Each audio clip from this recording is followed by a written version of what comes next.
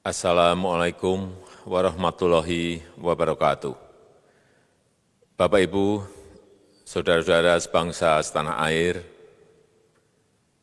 pagi tadi saya telah memimpin rapat terbatas secara virtual tentang Undang-Undang Cipta Kerja bersama jajaran pemerintah dan para gubernur. Dalam undang-undang tersebut terdapat 11 klaster yang secara umum bertujuan untuk melakukan reformasi struktural dan mempercepat transformasi ekonomi. Adapun klaster tersebut adalah urusan penyederhanaan perizinan, urusan persyaratan investasi, urusan ketenagakerjaan, urusan pengadaan lahan, urusan kemudahan berusaha, urusan dukungan riset dan inovasi, urusan administrasi pemerintahan, urusan pengenaan sanksi, urusan kemudahan pemberdayaan dan perlindungan UMKM, urusan investasi dan proyek pemerintah, serta urusan kawasan ekonomi. Dalam rapat terbatas tersebut, saya tegaskan mengapa kita membutuhkan Undang-Undang Cipta Kerja. Pertama, setiap tahun ada sekitar 2,9 juta penduduk usia kerja baru, anak muda yang masuk ke pasar kerja, sehingga kebutuhan atas lapangan kerja baru sangat-sangat mendesak. Apalagi di tengah pandemi, terdapat kurang lebih 6,9 juta pengangguran dan 3,5 juta pekerja terdampak pandemi COVID-19. Dan sebanyak 87% dari total penduduk bekerja memiliki tingkat pendidikan setingkat SMA ke bawah, di mana 39% berpendidikan sekolah dasar. Sehingga perlu mendorong penciptaan lapangan kerja baru, khususnya di sektor padat karya. Jadi, Undang-Undang Cipta Kerja bertujuan untuk menyediakan lapangan kerja sebanyak-banyaknya bagi para pencari kerja serta para pengangguran.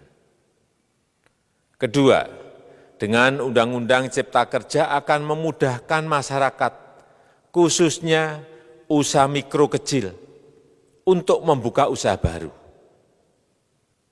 Regulasi yang tumpang tindih dan prosedur yang rumit dipangkas. Perizinan usaha untuk usaha mikro kecil, UMK, tidak diperlukan lagi, hanya pendaftaran saja. Sangat simpel. Pembentukan PT atau perseroan terbatas juga dipermudah. Tidak ada lagi pembatasan modal minimum. Pembentukan koperasi juga dipermudah, jumlahnya hanya 9 orang saja. Koperasi sudah bisa dibentuk. Kita harapkan akan semakin banyak koperasi-koperasi di tanah air. UMK, usaha mikro kecil yang bergerak di sektor makanan dan minuman, sertifikasi halalnya dibiayai pemerintah, artinya gratis. Izin kapal nelayan penangkap ikan misalnya, hanya ke unit kerja Kementerian KKP saja. Kalau sebelumnya harus mengajukan ke Kementerian KKP, Kementerian Perhubungan, dan instansi-instansi yang lain. Sekarang ini cukup dari unit di Kementerian KKP saja. Ketiga, Undang-Undang Cipta Kerja ini akan mendukung upaya pencegahan dan pemberantasan korupsi. Ini jelas karena dengan menyederhanakan, dengan memotong, dengan mengintegrasikan ke dalam sistem perizinan secara elektronik, maka pungutan liar, pungli dapat dihilangkan. Namun, saya melihat adanya unjuk rasa penolakan Undang-Undang Cipta Kerja yang pada dasarnya dilatar belakangi oleh disinformasi mengenai substansi dari undang-undang ini dan hoax di media sosial. Saya ambil contoh, ada informasi yang menyebut tentang penghapusan UMP, upah minimum provinsi, UMK, upah minimum kota kabupaten, UMSP, upah minimum sektoral provinsi. Hal ini tidak benar, karena faktanya upah minimum regional, UMR, tetap ada. Ada juga yang menyebutkan bahwa upah minimum dihitung per jam. Ini juga tidak benar. Tidak ada perubahan dengan sistem yang sekarang. Upah bisa dihitung berdasarkan waktu dan berdasarkan hasil. Kemudian adanya kabar yang menyebutkan bahwa semua cuti sakit, cuti kawinan, cuti khitanan, cuti baptis, cuti kematian, cuti melahirkan, dihapuskan. Dan tidak ada kompensasinya. Saya tegaskan juga ini tidak benar. Hak cuti tetap ada dan dijamin. Kemudian apakah perusahaan bisa mem-PHK kapanpun secara sepihak? Ini juga tidak benar. Yang benar, perusahaan tidak bisa mem-PHK secara sepihak. Kemudian juga pertanyaan mengenai benarkah jaminan sosial dan kesejahteraan lainnya hilang. Yang benar, jaminan sosial tetap ada. Yang juga sering diberitakan tidak benar adalah mengenai dihapusnya AMDAL, analisis mengenai dampak lingkungan. Itu juga tidak benar. AMDAL tetap ada. Bagi industri besar harus studi AMDAL yang ketat. Tetapi bagi UMKM lebih ditekankan pada pendampingan dan pengawasan. Ada juga berita mengenai Undang-Undang Cipta Kerja ini mendorong komersialisasi pendidikan. Ini juga tidak benar. Karena yang diatur hanyalah pendidikan formal di kawasan ekonomi khusus, di KEK. Sedangkan perizinan pendidikan tidak diatur di dalam Undang-Undang Cipta Kerja ini. Apalagi perizinan untuk pendidikan di pondok pesantren. Itu tidak diatur sama sekali dalam Undang-Undang Cipta Kerja ini. Dan aturannya yang selama ini ada tetap berlaku. Kemudian diberitakan bahwa keberadaan bank tanah. Bank tanah ini diperlukan untuk menjamin kepentingan umum, kepentingan sosial, kepentingan pembangunan nasional, pemerataan ekonomi, dan konsolidasi lahan serta reforma agraria.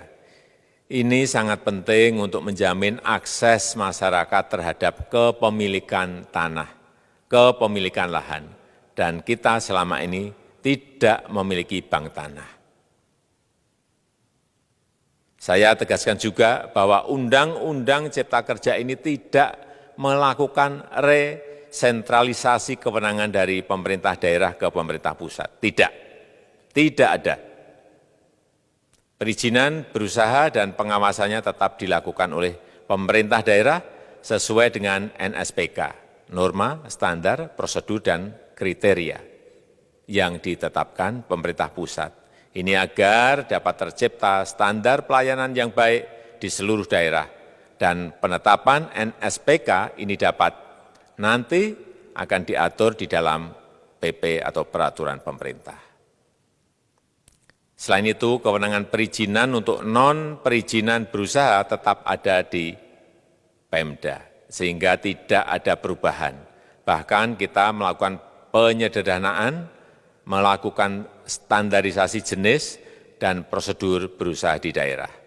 Dan perizinan berusaha di daerah diberikan batas waktu. Ini yang penting di sini. Jadi ada service level of agreement. Permohonan perizinan dianggap disetujui bila batas waktu telah terlewati. Saya perlu tegaskan pula bahwa Undang-Undang Cipta Kerja ini memerlukan banyak sekali peraturan pemerintah atau PP dan peraturan presiden atau Perpres.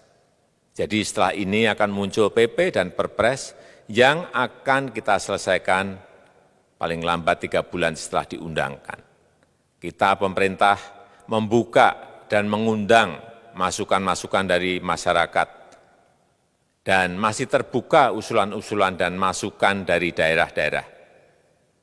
Pemerintah berkeyakinan melalui Undang-Undang Cipta Kerja ini jutaan pekerja dapat memperbaiki kehidupannya dan juga penghidupan bagi keluarga mereka. Dan kalau masih ada, jika masih ada ketidakpuasan